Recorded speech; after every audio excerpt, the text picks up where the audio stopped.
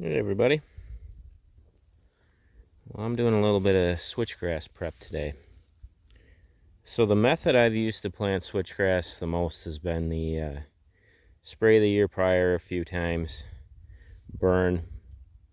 Actually, so what I do is I spray twice, burn, spray one more time, then frost seed in March. And it works. I've gotten nice stands of switch from it, but I've always said my favorite method is when you have planted soybeans the year before and just keep the weeds controlled, and then come back and frost seed into the soybean stubble that following March. That's worked really well. I've just seen the best growth from that. But sometimes tilling just isn't possible, so that's why I've used the spray and burn method, and I've gotten good stands out of that too. But I decided this year, we've been in just a horrific drought, and burning just wouldn't be an option. So what I decided to do is sprayed a couple times. Then we've actually had a lot of rain in the last couple weeks, over 5 inches. So we tilled, and then I'm going to spray one more time right before frost and kill any residual weeds that pop up after the tilling. So we tilled this area. I came through and cultipacked it because look, it just creates an awesome flat seed bed. And then I'll spray in late September and frost seed in March. And basically what I'm doing is duplicating what would be the case if I had done the Roundup Ready soybeans. The only difference is I did break open the seed bed, so maybe I'll be dealing with a little bit more weeds in the spring, but I feel like this is going to work really well because I'm going to have just a really nice seed bed here to get the switchgrass going. So that is the plan, and then you can see I got edge feathering right here, switchgrass here, bedding right back there.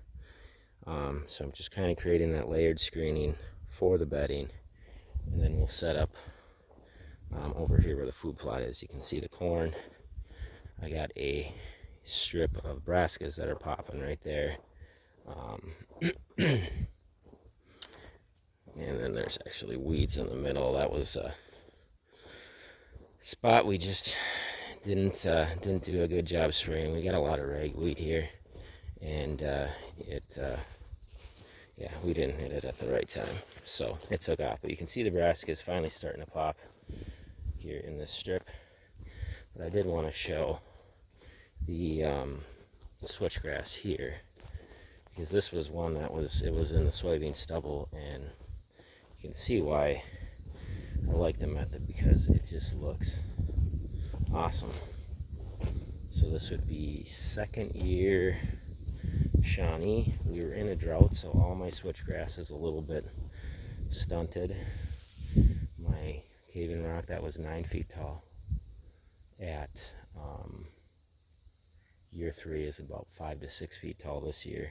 But the Shawnees, I mean, here's head level, so this stuff is still close to 6 feet, but this is a low area too, so it would have got more moisture than normal. You can see the strip going right down the edge here. So I kind of have the layered screening over here. So this is what I like, my favorite method, going into bean stubble, and that's kind of what I'm trying to duplicate with the tilling over here. But I think it's going to be really important that I get that one last spray in at the end of September, and because I don't want to be fighting weeds in the spring. So that's the game plan. I'll follow up next year with this video. Actually, I'll add to it here, so you'll see it in a second. I don't think I'll post this one until I see the results of the tilling and packing. Alright, so here's what the switchgrass looks like after year 3. Put some RC Tecumseh down here. You can see came in very thick. It rained last night, so I don't want to walk too far in it and get soaked, but you get the idea. Got a beautiful swath of switchgrass running this entire length here. And that's all it took, was making sure that we got some dirt exposed. Did my frost seeding, did my simazine, and it looks fantastic. The only spot it didn't come in great was right up on the wood's edge. I had some pretty thick foxtail come in probably for the first 10 feet, which is the scourge of good switchgrass establishment. But many different ways to do switchgrass and do it well. The biggest thing is the prep, making sure you got that good clean seed bed, and then patience. I can't remember, I think this one might have looked a little dirty the first year, but by year 3, I mean, it is a walk in it. It's pure switchgrass, it's thick.